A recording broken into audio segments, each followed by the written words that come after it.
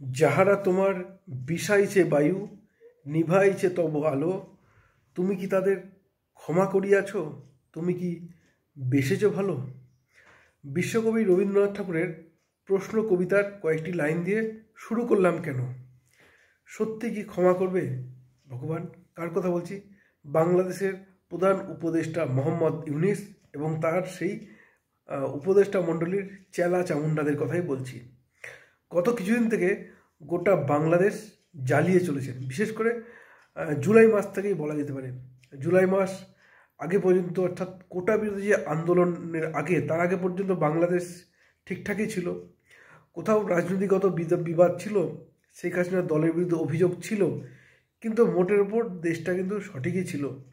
কিন্তু এই কোটা বিরোধী যে আন্দোলন শুরু হলো, এবং বলা চলে এক কথায় জঙ্গি আন্দোলন, এবং তারপরেই বাংলাদেশে যে হিংসার পরিস্থিতি, সেই পরিস্থিতি আরও বাড়ছে। কেন বলছি কথা? সব কিছু আলোচনা করবো আজকের এই ভিডিওতে। নমস্কার, আমি সত্যজিৎ পাল। গত 5ই আগস্ট শেখ হাসিনা দেশ ছেড়েছেন, তার কারণ গণ অভ্যুত্থান শুরু হয়েছিল, যার ফলে দেশ ছাড়েন এবং তিনি বর্তমানে ভারতে রয়েছেন। এবং তারপরেই সরকারে এসে বসেন মোহাম্মদ ইউনিস, এবং তিনি সরকারে বসার পর যেভাবে আওয়ামী লীগের নেতাকর্মীদের, সংখ্যালঘুদের নির্মমভাবে অত্যাচার শুরু করেছেন, বাড়িঘর সম্পত্তি লুটপাট সহ মারধর ভাঙচুর সম্বন্ধে চালিয়েছেন নির্বিচারে। কেউ বাধাদার কেউ নেই, কারণ সরকারটা তার পুলিশ প্রশাসনকে এইভাবেই নিয়ন্ত্রণটা করছেন। এবং তারপরেই দেখা গেল যে শেখ হাসিনা তিনি কিন্তু একটা বিবৃতি দিলেন, প্রেস কনফারেন্স, তার যে জাতির উদ্দেশ্যে ভাষণ, সেই ভাষণের পর আরও রক্তাক্ত হয়ে উঠল বাংলাদেশ।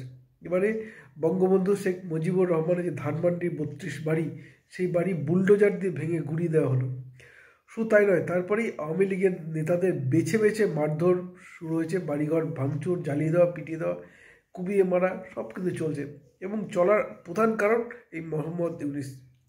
তাকে মোহাম্মদ ইউনিস নয়, অপদার্থ মোহাম্মদ ইউনিস বলতে হবে। তার কারণ তিনি রীতিমতো তার বক্তৃতা সমাজ মাধ্যমে তিনি বলেন যে যারা তাদের শত্রু, তারা সামনে চলাফেরা করবেন, তার মেনে নিতে পারবেন, তার বিরোধী মতবাদের লোক, তা তিনি মেনে নিতে পারবেন না। আর যার ফলে এই প্রক্রিয়া শুরু করেছেন। কিন্তু একটা দেশে তো শাসক বিরোধী সব থাকবে, মোহাম্মদ ইউনিস তা রাখতে দেবেন না। আর সেই কারণে আওয়ামী লীগের যারা ছোটোখাটো নেতা, এমনিতেই শেখ হাসিনা দেশ ছাড়ার পর আওয়ামী লীগের অনেক নেতাই দেশ ছেড়েছেন, এবং বলা যেতে পারে আওয়ামী লীগের ছোটোখাটো নেতা যারা আছে তার বেশিরভাগই বসে আছেন, সবই বসে আছেন। এবং বিশেষ করে ডোনাল্ড ট্রাম্প সরকারে বসার পর কিছুটা মাথা চাড়া দিয়েছে। আর এইখানেই ভয় মোহাম্মদ ইউনিসের, বিশেষ করে ডোনাল্ড ট্রাম্পের সরকারে বসার পর। এবং তারপরেই আমরা যেটা দেখলাম যে আজ কিন্তু নরেন্দ্র মোদীর সঙ্গে ডোনাল্ড ট্রাম্পের বৈঠক হতে চলেছে, যে বৈঠক কিন্তু অত্যন্ত গুরুত্বপূর্ণ। তখন এই যে ভারত বাংলাদেশ সীমান্ত, যেখানে বাংলাদেশের সেনা ভারতকে বারবার উস্কানি দেওয়া, হুমকি দিচ্ছিল, ভারত প্রথম দিকে নীরবে সহ্য করলেও শেষ মুহূর্তে কিন্তু ভারত কিন্তু গুলি চালানোর সিদ্ধান্ত নেয়। এবং আমরা দেখেছি ত্রিপুরাতে গুলিবিদ্ধ হয়েছেন এক বাংলাদেশের জঙ্গি বলা যেতে পারে। বিভিন্ন জায়গায় কিন্তু ভারত কিন্তু হাত খুলেছে এবার। আর যার ফলে কিন্তু যে সেনাবাহিনী সীমান্তবর্তী এলাকায় যে উস্কানি দেওয়া, তা কিছুটা হলেও বন্ধ করেছে বাংলাদেশের সেনা। এবং বলা যেতে পারে, এবং ডোনাল্ড ট্রাম্পের আজকের যে বৈঠক, তাকে থেকে উঠে আসতে পারে বাংলাদেশ প্রসঙ্গ। এখন প্রশ্ন হচ্ছে আগামীতে কী হতে পারে। এবং আরও কিছুটা জানিয়ে রাখি যে রাষ্ট্রসংঘ যে রিপোর্ট পেশ করেছে, তাতে কিন্তু একটা উল্লেখ আছে যে মোহাম্মদ ইউনিস নির্বিচারে সংখ্যালঘুদের অত্যাচার করছেন, বিরোধী রাজনীতির মুখ বন্ধ করছেন, গণতন্ত্র ফিরিয়ে আনা প্রয়োজন, এমনটা কিন্তু রাষ্ট্রসংঘের পক্ষ থেকে বলেছে। কিন্তু মোহাম্মদ ইউনিস তিনি বাংলাদেশের মানুষকে সব জানাবেন। তিনি যেটা করেছেন সেটা হচ্ছে বাংলাদেশের গণমাধ্যম, সংবাদ মাধ্যমের উপর রীতিমতো প্রেশার ক্রিয়েট করেছেন। কী প্রেশার? তখন এই যে রাষ্ট্রসংঘের যে রিপোর্টে পেশ হয়েছে, তাতে শুধু অগাস্ট বা মোহাম্মদ ইউনিস সরকারে বসান না, তার আগে অর্থাৎ জুলাই যখন প্রধানমন্ত্রী ছিলেন সে সে সময় অত্যাচারের ছবিও কিন্তু সামনে এসেছে। অর্থাৎ সে সময় যে আন্দোলন শুরু, কোটা বিরোধী আন্দোলন, এবং যে হিংসাত্মক রূপ নিয়েছিল, এবং সেখানে যে বাংলাদেশ পুলিশ যে গুলি চালায়, তারও কিন্তু উল্লেখ আছে। এবং মোহাম্মদ ইউনিস যেটা করতে চাইছেন, তার আমলের যে হিংসার ঘটনা, তা কিন্তু বাংলাদেশের মানুষকে যাতে না জানা হয়, সেটা চেপে যাওয়ার জন্য সংবাদ মাধ্যমের উপর রীতিমতো চাপ সৃষ্টি করেছেন।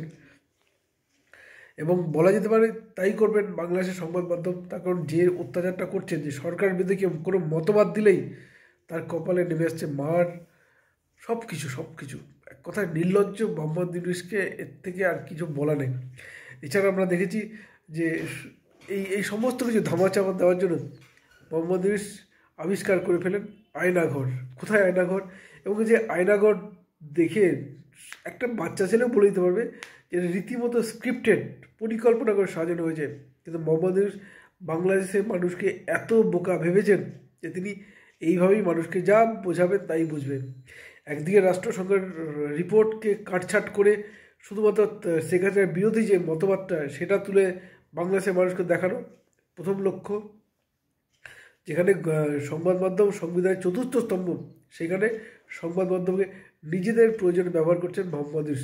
আর না করলে আমরা জানি কী অত্যাচারটা করছেন এই জঙ্গি মোহাম্মদ ইউনূস এবং তার চেলাচামুন্ডারা। একদিকে যেমন আক্রান্ত শুধু আওয়ামী লীগ নয়, আক্রান্ত হচ্ছেন সংবাদ মাধ্যমের কর্মীরাও, আক্রান্ত হচ্ছেন পুলিশ আধিকারিকরাও। এখন প্রশ্ন হচ্ছে আগামীতে কোন পথে যেতে পারে। সবচেয়ে গুরুত্বপূর্ণ, ডোনাল্ড ট্রাম্প এবং নরেন্দ্র মোদীর বৈঠক কিন্তু বাংলাদেশ প্রসঙ্গ উঠবেই।